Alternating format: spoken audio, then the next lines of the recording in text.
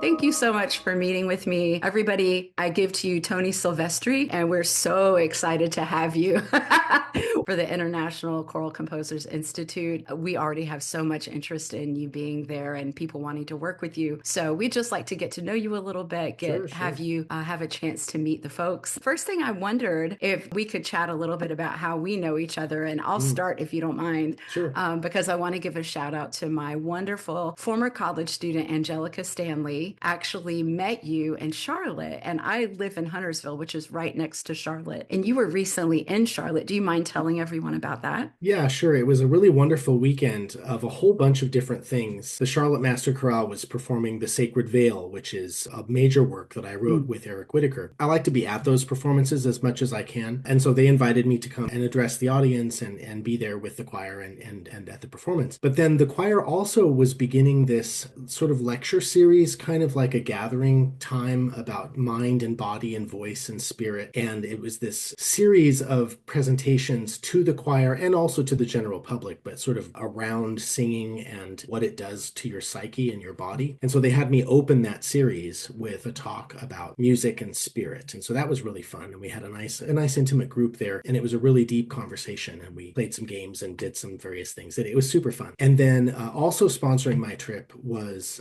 the Episcopal Church there. And they also have a lecture series, Faith Forum, in between their two services. And they invited me to talk about the sacred veil and grief and creativity and how one can use the creative arts to work through difficult emotions and powerful experiences. I met some amazing people and got to sing in the choir there at the church, and that was a lot of fun. It was a wonderful trip. And How one of the fun. highlights was meeting Angelica, and she said, "You've got to meet Sherry." Oh my And gosh. here we are.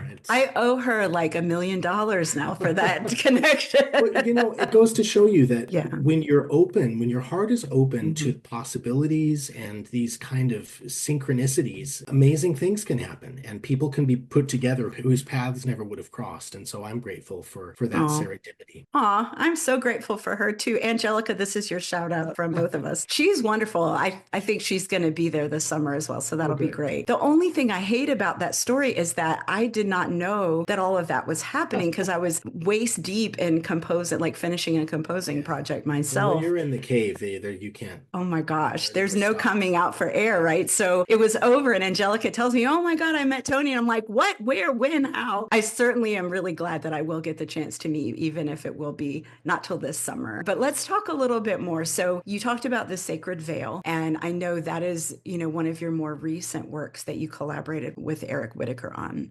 It's actually a few And years old now, but yeah, well, it feels recent, it right? does feel recent. It Yeah. feels COVID kind recent. of it came out it COVID. came out just as COVID was hitting, and so there was nothing for almost 2 years. And then as Right. choirs are beginning to sing again, it's starting to be programmed a lot more. And I think Yeah, people are discovering how powerful it is and right. and how important a work of ministry it is Hmm. on many levels. Right. And so I'm really gratified that it's being performed more. I'm excited for you. I mean, it should be performed. It's wonderful. And, the fact that you're right about COVID, time like has no meaning anymore almost for me. Tell us a little bit about, what makes you you. Go as far back as you want. And then we just want to know, like, how would you describe yourself? You can include kind of how you began this lyricist journey, because I think many of us are curious about how you go from poet historian to being like the best known lyricist for choral writers. But tell us a little bit about that journey and how you Yeah, got to where sure. you are now. Let me just start by saying that my day job is I'm a university professor and I teach medieval and ancient history and world history survey courses. And that's what I always wanted to do. Ever since I was a teenager, I had dynamic, amazing history teachers. And I just thought, I want to be a ninth grade history teacher. And so I got my bachelor's, master's, and PhD in history. And I went and taught high school. My first job was as a Wow. ninth grade world history teacher, fulfilling my dream. And not a lot of people know when they're a kid what they want to do, and then they get to actually do it. And my life has taken a lot of twists and turns, and currently, for the last 17 years or so, I've been teaching at a university here in Kansas, and this is my last semester of Oh teaching. my After 38 gosh. years, I'm Oh, retiring, and I am so excited about it. congratulations. Like Thank you. that's a big deal. Thank you. And what retiring from teaching will do is open up all of my time to do this other Oh, thing that I also have been doing for wow. all these years. For more than 20 years now, I've written poetry for choral composers. Right. I don't write poetry for myself. I don't write it unless I've been asked to write it by a composer. So every single poem I've ever written has been for someone to set it to music. Wonderful. And so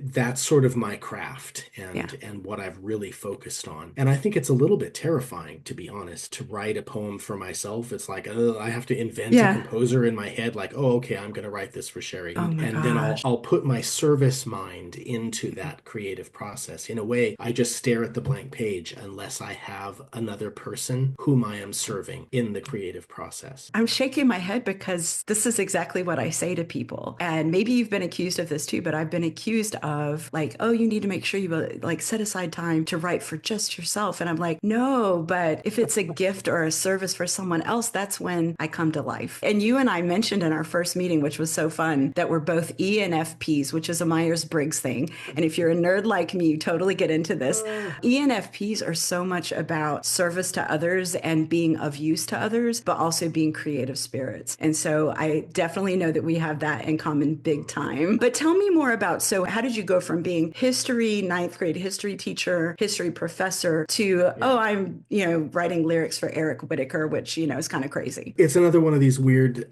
serendipities, right? I was in graduate school. It was that cusp between when all my coursework was done and Mhm. I needed to study for my qualifying exams and get a start on my dissertation. And I was in Los Angeles, but my hometown is Las Vegas. And so I decided to move home, live with my parents for a year, save money, have the time to study for my quals, go back to LA. Anyway, but I was in a choir in LA, and you can't not be in a choir. And so when I moved back to Las Vegas, I went to UNLV and I introduced myself to David Weiler, who was the choir director there. And I said, hey, this is my background and I'm here for a year and I just want to be in a choir. Could I audition and just sign up for that one class or whatever?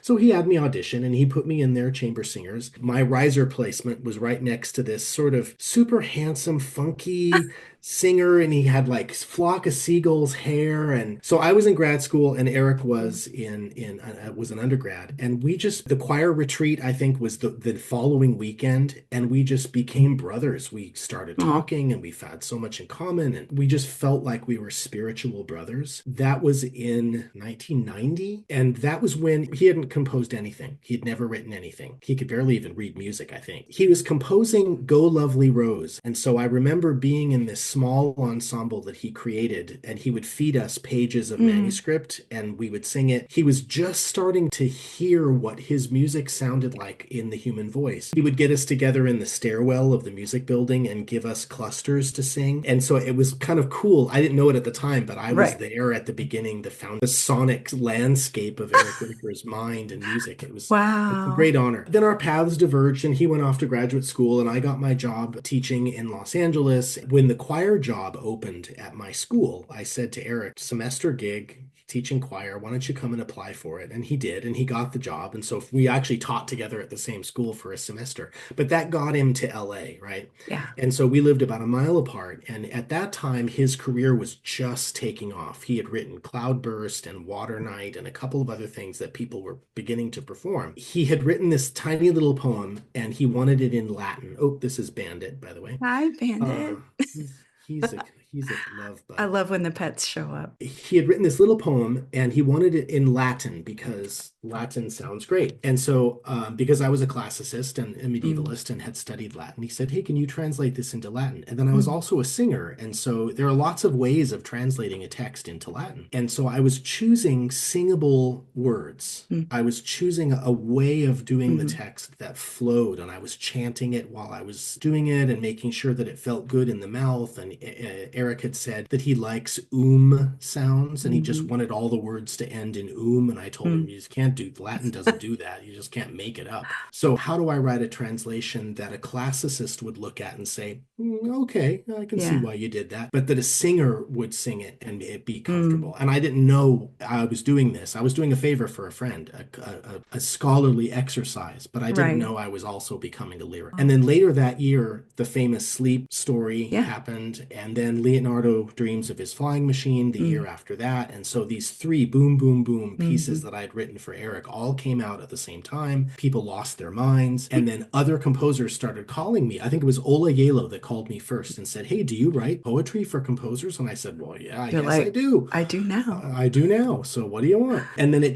snowballed from there. And it's been more than 20 years and more than 100 composers later. And it's just been this amazing wild ride. And I've got to travel all over the world and meet the coolest people and have my words sung in the most amazing spaces by the most amazing choirs. It's just been such a great gift. And it's just because I said yes to my friend who said, hey, would you do this weird thing for me? To your spiritual brother, Yeah. Eric Whitaker, who I've never met him, but I imagine from his music that he's just a really wonderful person. He's a dear, dear person. And Yeah. Sacred Veil, you sort of come full circle. Sacred Veil represents the sort of deepest, most personal aspect of our relationship. And there's so much in that Mm. work that's about my relationship with Julie, that's about my relationship with my own self-image, Yeah. Eric's perception of me. There's little Easter eggs of all of our different Oh, collaborations over wow. the years in Sacred Veil. It was really a wonderful experience, Oh yeah, my on so gosh. many levels writing that with him. Oh, thank you for sharing that. That's incredible. Now I want to have a whole nother hour-long conversation, but I won't do Just that about to it. you. And so what I'm hearing you say, Tony, other than like all the gems you gave us about your journey and how you got here, is that there may be a point at which if somebody is a composer, they could reach out to you and commission you to write lyrics for them. Is that what I'm Absolutely. hearing? That's how I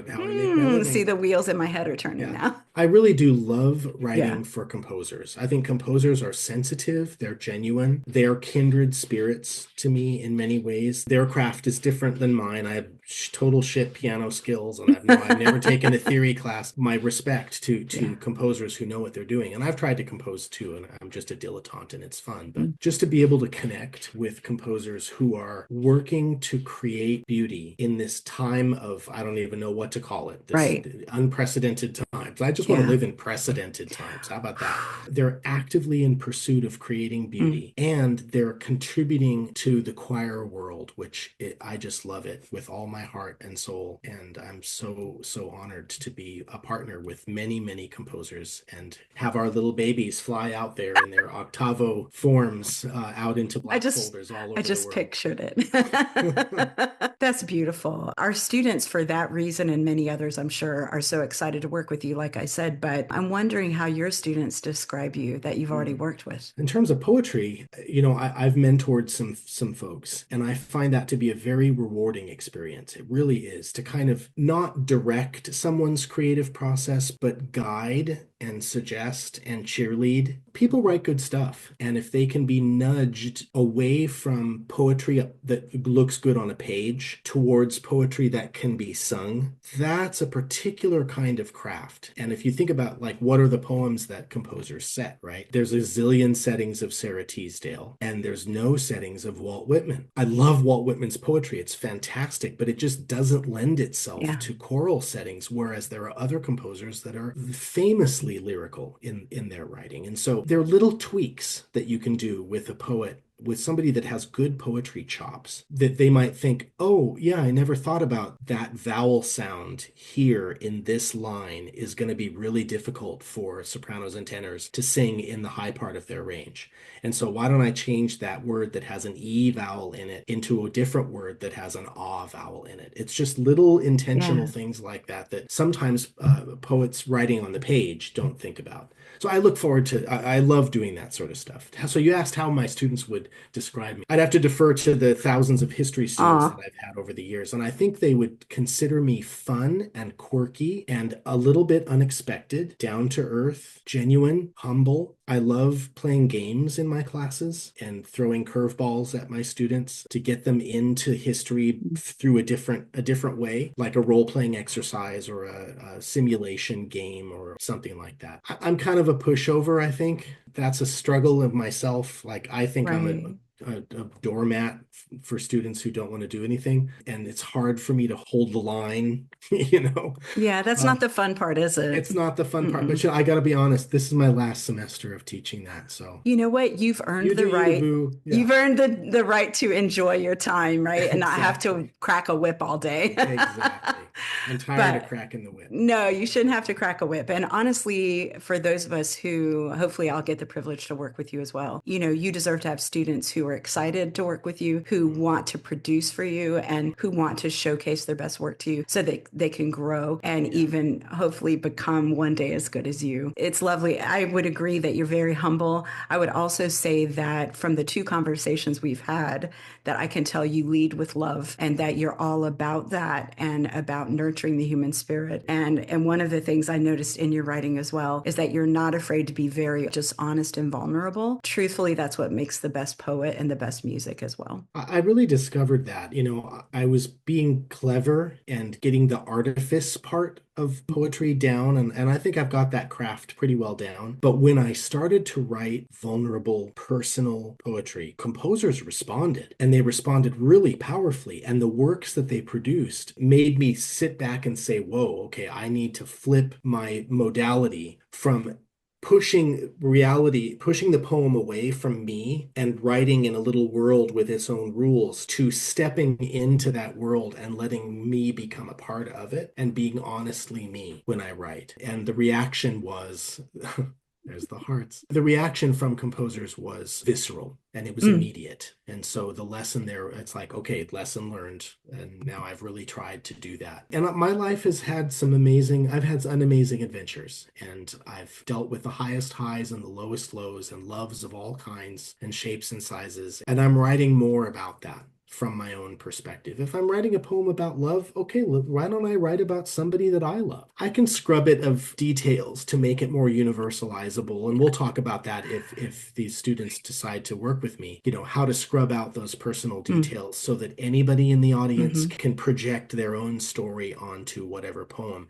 And yet the words you choose are Right. poignant and pregnant because they're real to you as a poet. That's a delicate dance, and it takes time. It's a journey to learn how to do that properly and to do it effectively. And you do it so well. And that vulnerability is powerful. And I think that's what people connect with the most about your work. And I speak on behalf of all of us choral directors and choral people that we're grateful to you for that. And that we look forward to how much more you're going to get to write as you retire, which I know for you is not a retirement. It's just like on to the next I'm thing. retiring from teaching Retiring from teaching. so that I can dedicate more time to this Oh, and yeah. painting, and I don't get to time to paint and stuff. But I That's so really am looking wonderful. forward to working with the composers at this institute just Mm, because they want to write poetry. That's why they're with right. me. Or they want to learn how better to set poetry or to how Hmm. to look for poetry Right. that is lyrical. But in any case, there are too few of me's that do what I do Yeah. specifically. We're vibrating into this golden age of choral music, I Mm, think, right now. It just sort of started before COVID and then it kind of took a breath, especially for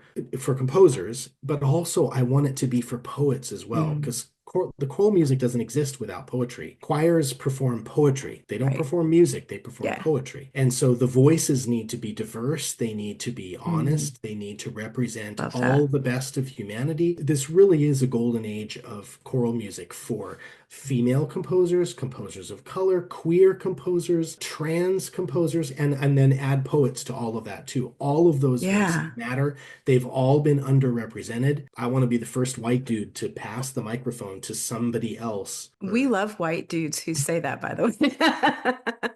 I thank you so much, Tony.